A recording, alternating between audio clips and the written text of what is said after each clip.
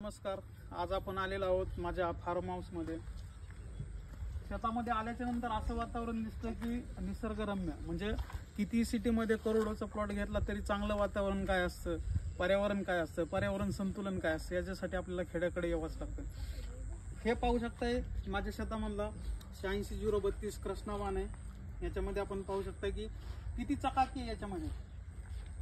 आपण जर पाहिलं तर हा जो वाण आहे शेतकऱ्यांसाठी नेहमीच वरदान ठरलेला आहे, कारण याचे कांड्याची साईज बघा, याची हाईट बघा. हा 4.5 महिन्याचा ऊस आहे. आपण 4.5 महिन्याच्या ऊसामध्ये जर आपण पाहिलं तर कमीत कमी हे 12 ते 13 कांड्यावरती ऊस आहे.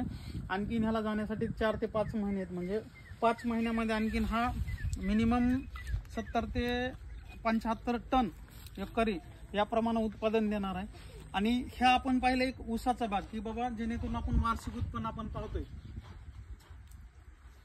याच्यामध्ये दुसरा भाग पाहिला तर हा आपला सोयाबीनचा प्लॉट आहे. या सोयाबीनच्या प्लॉटमध्ये आपण जर बघितलं तर सोयाबीनच्या प्लॉटमध्ये हे आपण साईटला सोयाबीनच्या साईटला जे आपण हे केलेलं आहे की हे बांधावरची वृक्ष लागवड, फळ लागवड, म्हणजे याच्यापासून आपल्याला जे मिळणारं फळ आहे ते आपण स्वतः ऑर्गॅनिक पद्धतीने बनवत असल्यामुळे किंवा केमिकल विरहित, केमिकल मुक्त जे बनवत आहोत त्याच्यामध्ये आपण लिंबू वर्गीय घेतलेले आहेत, चिकू घेतलेला आहे, अननस घेतलेले आहे, परत शेवगा आहे. असे विविध प्रकारचे फळझाडं जे आपण लावतो त्या फळझाडाप्रमाणे आपल्याला जे निरोगी आरोग्य ठेवण्यासाठी जे उत्पादन मिळतं ते आपण स्वतः पण यूज करू शकतो आणि दुसऱ्यांना पण आपण ते देऊ शकतो.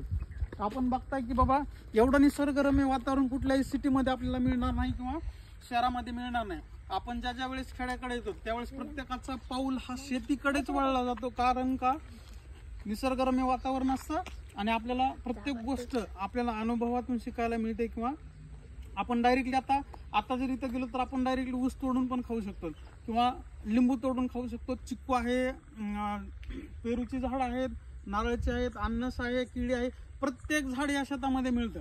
परंतु आपण काय करतो की शहरामध्ये मला जायला वेळ नाही गावाकडं, पण ज्या वेळेस मित्रांनो की आपल्याला निसर्ग काय असतो किंवा चांगलं पर्यावरण काय असतं याच्यासाठी जर आपल्याला म्हणजे पाहायचं गेलं तर आपल्याला नक्कीच खेड्याकडे यावं लागेल, यावाच लागणार.